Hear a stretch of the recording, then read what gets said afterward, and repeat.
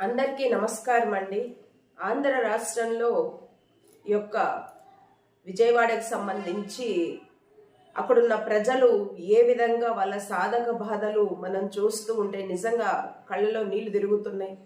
పసిపిల్లలను చూసుకున్నా, గర్భిణీ స్త్రీలను చూసుకున్నా, ముసలి వాళ్ళని చూసుకున్నా ఏ విధంగా ఈ ప్రాణాలు అల్లాడిపోతున్నాయి. మంచినీళ్ళ కోసము, పాల ప్యాకెట్ల కోసము, అలాగే భోజనం కోసము సరైన సదుపాయాలు కల్పించకుండా ఇప్పటికి కూడా ఈ కూటమి ప్రభుత్వము ఇక కారణాలు చెప్పుకుంటూ కాలయాపన చేస్తూ స్వయాన ముఖ్యమంత్రి వర్యులు నారా చంద్రబాబు నాయుడు గారు ఇస్తున్న స్టేట్మెంట్ చూస్తే చాలా బాధ అనిపిస్తుంది. ఆయనే ఒప్పుకుంటున్నారు, మేము సదుపాయాలు అందివ్వలేకపోతున్నాం, అలాగనే తప్పిదాలు జరిగినాయి, అవి సర్దిద్దుకుంటాం అని చెప్పి ఆయన చెప్తున్న తీరు, ఆయన అసహనానికి గురవుతున్న తీరు చూసిన తర్వాతన నిజంగా చాలా బాధ అనిపిస్తుంది. కారణాలు ఏంటి అంటే ఆయన ఎంతటి అసహనానికి గురవుతున్నారు అనేది మీరందరూ గమనిస్తే గనక ఇంకా నిన్న కూడా ఆయన ఇస్తున్న స్టేట్మెంట్స్ చూస్తే అమరావతి మునిగిపోయింది అని ఎవరైనా అంటే అమరావతిలో పూడ్చేస్తాం, పాతేస్తాం, ఇటువంటి మాటలే మాట్లాడడము. ఆయన యొక్క మంద ఒకటి ఉందన్నమాట. ఈ ఉన్మాదంతో ఇక పేటరేగిపోతున్న మందను సాటిస్ఫాక్షన్ చేయడానికి ఆయన ఇటువంటి లాంగ్వేజ్ యూజ్ చేస్తూ వస్తున్నారు గత కొన్ని రోజులుగా. ఈ యొక్క ప్రతిపక్ష నాయకుడైన జగన్మోహన్ రెడ్డి గారి మీద ఇదే వ్యాఖ్యలు, ముఖ్యమంత్రి వర్యులు నారా చంద్రబాబు నాయుడు గారు మరి ఇంతగా అసహనాన్ని కోల్పోవడానికి కారణం ఏంటి అంటే 100కి 200% అమరావతిలో రాజధాని, దీని మీద ఆయన ఏం కోల్పోతున్నాడు అనేది ఆయనకు చాలా స్పష్టంగా అర్థమైంది. గతంలో జగన్మోహన్ రెడ్డి గారు చెప్పినా, మాలాంటి వాళ్ళు చెప్పినా, లేదు సిఆర్డిఏ నివేదిక తీసుకున్నా, లేదు శ్రీకృష్ణన్ కమిటీ నివేదిక తీసుకున్నా ఇవే చెప్పారనమాట. అమరావతి ముప్పు ప్రాంతంలో ఉంది, అక్కడ మీరు రాజధాని ఎన్నుకొని చాలా తప్పు చేస్తున్నారు, అక్కడ పటిష్టమైన కట్టడాలు కట్టడానికి ఆ యొక్క భూమి సహకరించదు, ఎక్కువ జనావాసాలు అక్కడ ఏర్పాటు చెయ్యకూడదు అని చెప్పి ఎంత నెత్తి నోరు మొత్తుకొని చెప్పినప్పటికీ కూడా ఈ పెత్తందారులు ఎవరైతే ఉన్నారో చంద్రబాబు నాయుడుకు సంబంధించిన మంద ఏదైతే ఉందో అక్కడ పెద్ద ఎత్తున భూములు కొనుగోలు చేయడం, అమరావతి కోసమే ఈయనను మరి ఈవీఎంలు ట్యాంపరింగ్ చేసి గెలిపించారా, లేదు ప్రజలే ఈయన్ని గెలిపించారా, ఈయన రాజ్యాధికారం చేపట్టిన తరువాత ఎక్కువ శాతము అమరావతి మీదనే దృష్టి కొనసాగించడము, ప్రజల సమస్యలను గాలికి వదిలేసేసి, ఇస్తానన్న హామీలను గాలికి వదిలేసేసి ఇక కేంద్రం నుంచి అప్పు తీసుకున్నా, ప్రపంచ బ్యాంకు నుంచి అప్పు తీసుకున్నా, లేదు రైల్వే జోన్కు సంబంధించి కూడా, విశాఖకు శాంక్షన్ అయిన రైల్వే జోన్కు సంబంధించి కూడా మొత్తము కూడా ఈ పెట్టుబడులు కూడా అమరావతి వైపే మళ్లించాలి అని ఒక దురాలోచన చేయడము మనందరూ చూసాం. ఎంతమంది ఇది తప్పు అని చెప్పి వీడియోస్ చేసినప్పటికీ కూడా ఈ మంద రావడము, ఇంకా ఇష్టం వచ్చినట్లు అసభ్యకరమైన కామెంట్స్ చేయడము, అంతేకాకుండా నిజాలు మాట్లాడే వాళ్ళని, ప్రజల శ్రేయస్సును ఉద్దేశించి మాట్లాడే వాళ్ళ మీదన ఇంకా వ్యక్తిగత హననం చేసుకుంటూ ట్రోల్కు గురి చేయడము. జగన్మోహన్ రెడ్డి గారిని తీసుకున్నా, మాలాంటి వాళ్ళని తీసుకున్నా ఇంకా ఇటువంటి మాటలే మాట్లాడుకుంటూ ఇంకా వీళ్ళ ఉన్మాదం పేటరేగిపోతున్నప్పుడు ఖచ్చితంగా నేనైతే ఒకటైతే బలంగా నమ్ముతా, మనలో నీతి నిజాయితీ ఉన్నప్పుడు, మనం మాట్లాడే మాటల్లో నిజాయితీ ఉన్నప్పుడు, అందులోనూ స్వార్థం లేకుండా మాట్లాడే మాటల్లో నిజాయితీ ఉన్నప్పుడు ఖచ్చితంగా ఇటువంటి ఉన్మాదులకు ప్రకృతి సమాధానం చెబుతుంది అని నా వీడియోస్లో నేను చాలా వీడియోస్లో చెబుతూనే వచ్చాను. ఖచ్చితంగా ఏంటండి ఈ మధ్య ప్రవచనాలు చెప్పేస్తున్నారు అనేసి కొంతమంది కామెంట్ చేసినప్పటికీ కూడా నేను ఖచ్చితంగా భగవంతుణ్ణి నమ్ముతాను, అలాగనే కర్మ సిద్ధాంతాన్ని నమ్ముతాను. ప్రకృతికి మనం ఏదైతే ఇస్తామో ఖచ్చితంగా ప్రకృతి మనకు అది ఇచ్చి తీరుతుంది అని చెప్పేసేసి ఈ యొక్క మాటనైతే చాలా బలంగా నమ్ముతాను. జగన్మోహన్ రెడ్డి గారు కూడా చాలా సందర్భాల్లో అన్న మాట ఏంటి అంటే భగవంతుడు ఉన్నాడు, దేవుడు చూసుకుంటాడు అని చెప్పేసి ఆయన కూడా ఆ దేవుడికే వదిలేస్తూ వచ్చారనమాట. ఈ రోజు కనుక చూస్తే ఇటువంటి ఉన్మాదులకు, ఇటువంటి పెత్తందారులకు ఇటువంటి అన్యాయానికి పాల్పడుతున్న దరిద్రులకు ఈరోజు ప్రకృతి సమాధానం చెప్పింది, ఆ కృష్ణమ్మ తల్లి సమాధానం చెప్పింది అని చెప్పి ఖచ్చితంగా 100కి 200% నేను బిలీవ్ చేస్తాను. కాకపోతే ఇప్పుడు బాధపడుతుంది ఏంటి అంటే వీళ్ళ యొక్క అరాచకాలకు, ఈ యొక్క పెత్తందారుల అరాచకాలకు, లేదు ఈ ఉన్మాదుల అరాచకాలకు, ఈ కూటమి ప్రభుత్వం యొక్క అరాచకాలకు, దాష్టికాలకు పేద ప్రజలు బలి పశువులుగా అయ్యి వాళ్ళ జీవితాలు చిన్నాభిన్నమైపోయాయి. ఈ వరదల ద్వారా దాదాపు 32 మంది చనిపోయారు అంటే నిజంగా ఎంతటి బాధ అనిపిస్తుంది అంటే, అమరావతిలో ఏవైతే ఉన్నాయో అక్రమ నిర్మాణాలు ఆపండి ఆపండి అని చెప్పి నెత్తి నోరు బాదుకొని వీడియోస్ చేస్తుంటే కూడా మరి ఏ విధంగా మాట్లాడుతున్నారు, పూడ్ చేస్తాం పాతేస్తాం, అమరావతి ఎక్కడ మునిగింది అనేసి సాక్షాత్తు ఒక ముఖ్యమంత్రి ఇటువంటి కామెంట్స్ చేస్తున్నారు సహనాన్ని కోల్పోయి అంటే మరి ఏమనాలి? ఈ సహనం వెనుక కారణాలు ఏంటి అంటే వీళ్ళు ఏదైతే అమరావతిని రాజధానిగా చేసుకొని అక్కడ పెట్టుబడులు పెట్టి వీళ్ళు మరి అంతకంత ఎదగాలని చూశారో, ఈ పెత్తందారులు, ఎన్ఆర్ఐస్, మన చంద్రబాబు నాయుడు గారికి సంబంధించిన మంద ఏదైతే అమరావతి మీద ఆశలు పెట్టుకున్నారో ఆశలు కాస్త అడియాశలు అయిపోయాయి ఈరోజు ఖచ్చితంగా. ఎందుకు అనంటే ఇప్పుడు అక్కడ పెట్టుబడి పెట్టాలన్నా ఎవరు ముందరికి రారు.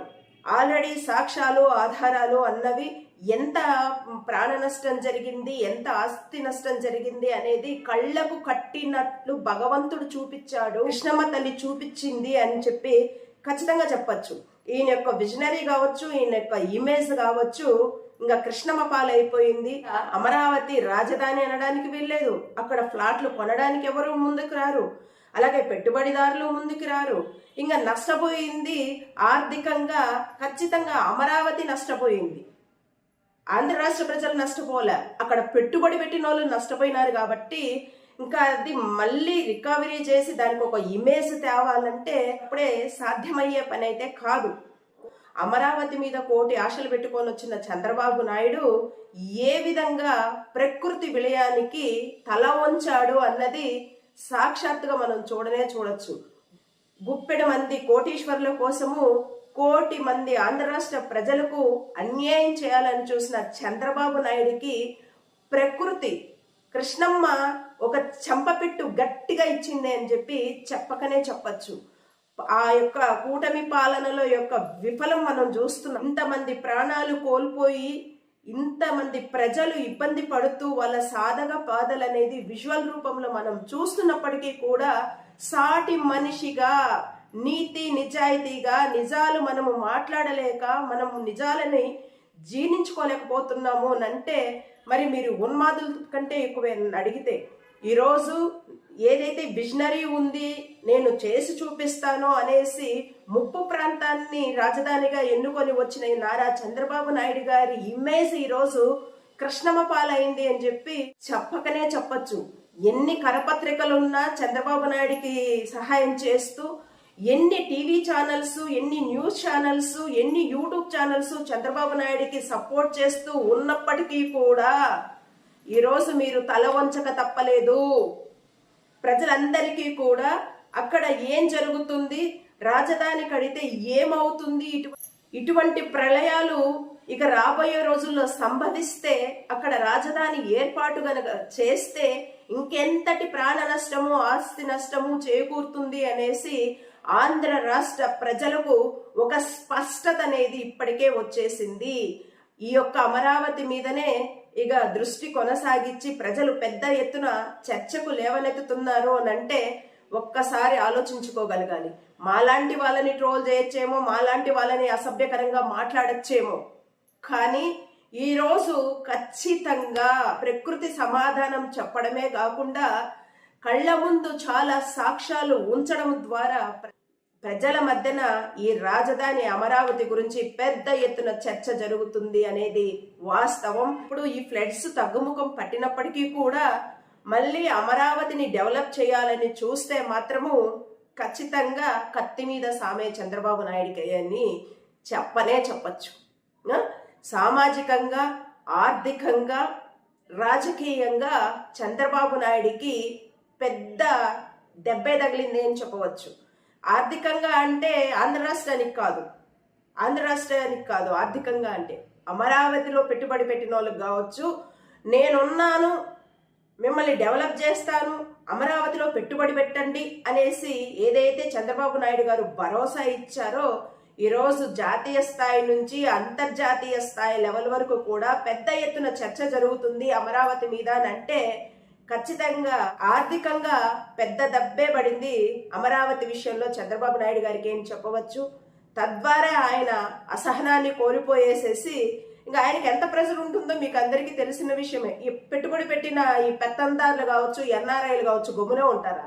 ఇన్ని కోట్లు ఖర్చు పెట్టి నిన్ను గెలిపించిందే అమరావతి డెవలప్ చేసి రాజధాని చేస్తామని గెలిపించాము. ఈ రోజేమో అమరావతి పుట్టుక్కని మునిగిపోయింది, కృష్ణమ్మ ముంచేసి వెళ్ళిపోయింది. మరి ఏ విధంగా అది లోటు పూడుస్తారు? ప్రెజర్ అనేది చాలా ఎక్కువే ఉంటుంది చంద్రబాబు నాయుడు గారికి. కాబట్టి మా లాంటి వాళ్ళ మీద, ప్రతిపక్ష నాయకుడి మీద పూడు చేస్తా, పాతేస్తా ఇటువంటి మాటలు మాట్లాడుకుంటూ, ఒక ముఖ్యమంత్రి మాట్లాడకూడని మాటలు మాట్లాడుకుంటూ మీరు మమ్మల్ని పూడ్చడం ఏంది, మమ్మల్ని పాతడం ఏంది? నైతికంగా, రాజకీయ పరంగా, సామాజిక పరంగా తీసుకున్న, ఆర్థిక పరంగా తీసుకున్న అమరావతికి సంబంధించి కృష్ణమ్మ తల్లే మిమ్మల్నే ఉంచి పూడ్చి పాతేసేసింది కదా నారా చంద్రబాబు నాయుడు గారు. మీరేంది మమ్మల్ని ఇంకా పూడ్చడం ఏంది, పాతడం ఏంది? ఆల్రెడీ కృష్ణమ్మ తల్లి, కనకదుర్గమ్మ తల్లి పూడ్చి పాతి పెట్టేసేసింది. మీ యొక్క పబ్లిసిటీ కోసము ఆ యొక్క పుష్కరాల్లో దాదాపుగా 29 మందినో 25 మందినో చంపేశారు. ఇప్పుడు 32 మంది అంటున్నారు. ఈ 32 మంది అఫీషియల్గా 32 మంది అంటున్నారు. అన్అఫీషియల్ గా ఎంతమంది చనిపోయారో ఈ యొక్క ఆత్మ ఘోష అనేది మిమ్మల్ని ఊరికే వదిలిపెట్టదు కదా. ఎన్నో ఇటువంటి ఉన్నాయి. ఆత్మఘోషలు కావచ్చు, కృష్ణమ్మ తల్లి కావచ్చు, ఆ కనకదుర్గమ్మ తల్లి కావచ్చు, నైతికంగా మిమ్మల్ని పూడ్చి మిమ్మల్ని పాతేసేసింది. ఇది గమనించండి. భగవంతుడే మీకు సహకరించలేదు. మీ రాజ్యాధికారానికి భగవంతుడే అడుగడుగున పరీక్షలు పెట్టి మిమ్మల్ని వెనక్కి నెడుతున్నాడు అని అంటే మరి ఒకసారి ఆలోచించండి. మీలో ఉన్న నీతి ఏంది, మీలో ఉన్న నిజాయితీ ఏంది, మీరు ఏ మేరకు మంచి పాలన అందిస్తూ పేద ప్రజలకు అనేసి ఒకసారి మిమ్మల్ని మీరు ఆత్మ పరిశీలన చేసుకున్న తర్వాత మళ్ళీ మాట్లాడండి. ఒక ఉన్మాదపు గుంపుకు పాపం సాటిస్ఫాక్షన్ చేయడానికి ఇటువంటి లాంగ్వేజ్ వాడుతున్నాను అనేసి మీరు అనుకుంటే ప్రకృతి మీకే ఇస్తుంది ఆ రిటర్న్ గిఫ్ట్ అనేది. ఈ విధంగా ఇస్తుంది. మీ ఇమేజ్ పాయ, మీ యొక్క విషనరీ పాయ, మీ యొక్క రాజకీయ భవిష్యత్తు అంధకారంలోకి పాయ. ఇంకా మీకు ఏం మిగులుంది? ఒకసారి ఆలోచించుకోండి. పెద్దలు మిమ్మల్ని గౌరవించాల్సిన అవసరం మాకుంది కాబట్టి, దట్టు ఆ వయసుకి ఒక రాష్ట్ర ముఖ్యమంత్రి కాబట్టి మీరు ఎన్ని మాటలు మాట్లాడినప్పటికీ కూడా మీకు విఘ్నత, సంస్కారము లేకపోయినా, బాధ్యత లేకపోయినా, ఒక విఘ్నతతో, ఒక సంస్కారంతో బాధ్యతగా 10 మందికి జవాబుదారీతనంగా ఒక వీడియో వదులుతున్నాం కాబట్టి సంస్కారవంతంగా మిమ్మల్ని అయితే మేము విధానపరమైన విమర్శలు చేస్తున్నామే కానీ ఈరోజు మీరు చేస్తున్న మాటలు, ఈరోజు మీరు ఇస్తున్న స్టేట్మెంట్లు, మీరు మాట్లాడుతున్న మాటలు చూసిన తర్వాత మీకు మించి సమాధానం చెప్పగలము. ఇక్కడ భయపడాల్సిన అవసరం లేదు ఎవరికి కూడా. ఖచ్చితంగా ప్రజాస్వామ్యంలో ఎవరైనా మాట్లాడే రైట్స్ ఉంటాయి. విధానపరమైన విమర్శలు చేసే హక్కు ఉంటుంది ఎవరికైనా కూడా. ఇష్టం వచ్చినట్లు నోరుంది కదా అని చెప్పి ముఖ్యమంత్రితో సహా, డిప్యూటీ సీఎంతో సహా, హోమ్ మినిస్టర్తో సహా నీ యొక్క ఉన్మాదపు మంద ఇష్టం వచ్చినట్లు మాట్లాడితే దానికి పర్యవసానాలు ఈ విధంగానే ఉంటాయి. మరి ఈరోజు ఏ విధంగా ఆంధ్ర రాష్ట్ర ప్రజలకు మీరు సమాధానం చెప్తారో చెప్పి చూడాలి కదా. ఇవి మ్యాన్ మేడ్ ఫ్లడ్స్ అని చెప్పేసేసి సాక్షాత్తు జగన్మోహన్ రెడ్డి గారు చెప్తున్నారు. నీ పార్టీకి సపోర్ట్ చేస్తున్న నీ యొక్క కరపత్రికే చెబుతుంది. అత్యవసర పరిస్థితుల్లో ఇక గేట్లు ఎత్తేసాము అని చెప్పేసేసి చేసిందన్నీ మీరు చేసేసేసి మళ్ళీ జగన్మోహన్ రెడ్డి గారు కారణము అని చెప్పి జగన్మోహన్ రెడ్డి గారి మీద మీరు ఇష్టం వచ్చినట్లు మాట్లాడుకుంటూ ఒకటి చూస్తారు ప్రజలు, 2 చూస్తారు. ఖచ్చితంగా ఇటువంటి ప్రళయాలు వచ్చినప్పుడు ఏ నాయకుడు ఏంటి అని ఆ నాయకుడు విలువ తెలుస్తుంది. ఈరోజు జగన్మోహన్ రెడ్డి గారి విలువ ఖచ్చితంగా తెలుస్తుంది అందరికీ కూడా. జగన్మోహన్ రెడ్డి గారు అక్కడ వెళ్ళి వాళ్ళని పరామర్శిస్తుంటే ఆ యొక్క ప్రజల ఆర్తనాదాలు చూస్తే కడుపు తరుక్కుపోతుంది. అన్నా అన్నా అన్నా అని ఏ విధంగా వాళ్ళు ఆకలి అరుపులు అరుస్తున్నారు, మంచినీళ్ళ కోసం వాళ్ళు ఏ విధంగా పాకులాడుతున్నారు. మోహన్ రెడ్డి గారు ప్రతిపక్ష నాయకుడు కాకపోయినప్పటికీ కూడా ప్రజల మనసు, ప్రజల నాడి తెలుసుకొని ఆయన తన క్యాడర్కి పిలుపునిచ్చుకుంటూ పాల ప్యాకెట్లు, నీళ్లు, భోజన వసతులు కల్పించండి అని చెప్పి తన క్యాడర్కు పిలుపునిస్తూ చాలా మంది కూడా స్థానికంగా వైఎస్ఆర్సీపీ పార్టీకి సంబంధించిన చాలా మంది కార్యకర్తలు, చాలా మంది నాయకులు కూడా ఆ యొక్క ప్రదేశానికి వెళ్ళి వాళ్ళకు సహాయక చర్యల్లో పాల్గొనడము మనందరూ చూస్తూనే ఉన్నాం, మన కళ్ళ ముందు కనబడుతూనే ఉంది. మోహన్ రెడ్డి గారి పిలుపుతో చాలా మంది ప్రజలు కూడా స్వచ్ఛందంగా వెళ్ళి ఆ సహాయక కార్యక్రమాల్లో పాల్గొంటున్నారు అని అంటే మరి కూటమి ప్రభుత్వం ఏ విధంగా ఫెయిల్ అయింది అనేసి ఒకసారి ఆలోచించాలి ప్రతి ఒక్కరూ కూడా. మనిషి అన్నవాడు, మానవత్వం ఉన్నవాడు నిజానిజాల మీద డిస్కషన్ చేస్తాడు. నోరుంది కదా విడుచుకోబడిపోదాము అని చెప్పి చంద్రబాబు నాయుడు గారిని స్ఫూర్తిగా తీసుకొని ఇష్టం వచ్చినట్లు మాట్లాడారు. ప్రజలు కష్ట సమయాల్లో ఉన్నప్పుడు ప్రజలకు అండగా నిలబడి ప్రజలకు భరోసానిస్తూ ప్రజలకు కావాల్సిన సహాయక చర్యలు ఏర్పాటు చేయకుండా ఎవరికి వాళ్ళు కాలయాపన చేసుకుంటూ నాయకులన్న వాళ్ళు షోలు ఇచ్చుకుంటూ ఉంటే మళ్ళీ కొన్ని ఛానల్లో చూడాలి. ఈ చంద్రబాబు నాయుడుకి సంబంధించిన ఛానల్లో ఈ వయసులో కూడా చంద్రబాబు నాయుడు గారు బోట్లు వేసుకొని తిరుగుతున్నారు అని. దేనికోసం తిరుగుతున్నావయ్యా నువ్వు బోట్లు వేసుకొని?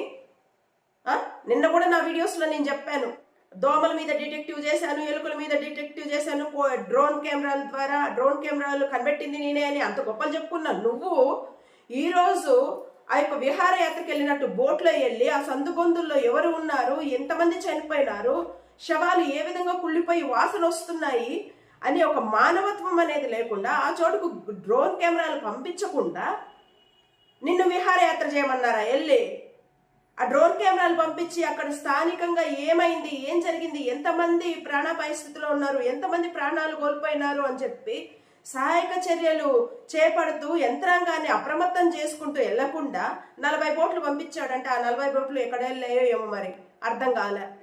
కష్టంలో ఉన్న మనిషిని, ప్రాణాపాయ స్థితిలో ఉన్న మనుషుల్ని, అక్కడున్న కొన్ని క్రూర మృగాలు ఇక ఇష్టానికి రక్తం పిండేసుకుంటూ వాళ్ళని దోచేస్తున్నారు అని అంటే ఆ యొక్క ప్రజల్ని సురక్షిత ప్రాంతాలకు బోట్లో తరలించాలంటే 5,000 నుంచి 40,000 డిమాండ్ చేస్తున్నారు. పాల ప్యాకెట్ మీద రేటు పెంచుతున్నారు, సెల్లుకు ఛార్జింగ్ పెట్టుకోవాలంటే రేట్లు పెంచుతున్నారు, నీళ్ల మీద రేట్లు పెంచుతున్నారు, బియ్యం మీద రేట్లు పెంచుతున్నారు. గవర్నమెంట్ ఏం చేస్తుంది? ఇవన్నీ కట్టడి చేయకుండా ప్రజలకు కావాల్సిన సరైన సదుపాయాలు కల్పించకుండా ఇటువంటి నరరూప రాక్షసులు ఇక దోచుకుంటుంటే మీద ప్రభుత్వము స్పందించాల్సిన అవసరం ఉందా లేదా? ఒక ప్రళయం వస్తేనే ఇంత దోచుకుంటున్నారు అని అంటే రేపు అమరావతి కట్టిన తర్వాత అక్కడ పరిస్థితి ఇంకా ఏ మేరకు ఉంటుందో ఒకసారి ఆలోచించుకోండి. ఇదే చెబుతున్నాం మేము మా వీడియోస్ ద్వారా. జగన్మోహన్ రెడ్డి గారి హయాంలో కూడా ఫ్లడ్స్ వచ్చినాయి, ఇటువంటి దారుణాలు చూడలే, ఇంత దారుణాతి దారుణమైన ఫ్లడ్స్ ఎప్పుడు చూడలే. అలాగనే ఆ కరోనా టైంలో అయితే జగన్మోహన్ రెడ్డి గారు దేవుడై నిలబడ్డాడు. ఒక్కరంటే ఒక మనిషి వచ్చి బయటికి మాకు అన్యాయం జరిగిందని కానీ, మాకు ఈ సదుపాయాలు అందలేదని కానీ, ఈ ట్రీట్మెంట్ అందలేదని కానీ, ఈ మెడిసిన్ అందలేదని కానీ ఎక్కడ కూడా ఒకరొచ్చి బయటికి చెప్పిన దాఖలాలు అయితే ఉన్నాయేమో ఒకసారి చూసుకోండి. మీ పార్టీకి సంబంధించిన వాళ్ళు కూడా ఈరోజు ఉన్మాదంతో పేటరేగిపోతున్న వాళ్ళు కూడా మరి కరోనా టైంలో ట్రీట్మెంట్ తీసుకొని ఉంటారు కదా, వాళ్ళలో మానవత్వం ఉంటే ఈరోజు వచ్చి చెప్పమనండి. జగన్మోహన్ రెడ్డి గారు అటువంటి టైంలో ఎంత సహాయం చేశారు, ఏ విధంగా కన్న బిడ్డల్లాగా ఆయన చూశారు ఆంధ్ర రాష్ట్ర ప్రజల్ని అని చెప్పి ఓసారి మీరే ఆలోచించుకోండి. మీ విఘ్నతకే వదిలేస్తున్నాం మేము. మళ్ళీ జగన్మోహన్ రెడ్డి గారిని నోటికొచ్చినట్లు మాట్లాడతారు. ఆయన సొమ్మేమన్న జగన్మోహన్ రెడ్డి గారి సొమ్మేమన్న పెట్టారా? గవర్నమెంట్ సొమ్మే కదా పెట్టింది అనేసి ఆ మధ్యన ట్రోల్ కూడా చేశారు. ఇప్పుడు పెట్టమను చంద్రబాబు నాయుడిని. చంద్రబాబు నాయుడు సొమ్మేం పెట్టట్లేడు కదా, గవర్నమెంట్ సొమ్మే, ప్రజల సొత్తే. మరి ఇటువంటి కష్ట సమయంలో పెట్టమను. ఇవి మాట్లాడకూడదు మనం, ఇటువంటి నిజాలు మాట్లాడకూడదు మనం. ఇట్స్ ఓకేనండి. ఈ యొక్క వీడియో మీద మీ యొక్క అభిప్రాయాలు తెలియజేస్తారని ఆశిస్తున్నాను. అండ్ థ్యాంక్స్ అండి. Thanks a lot.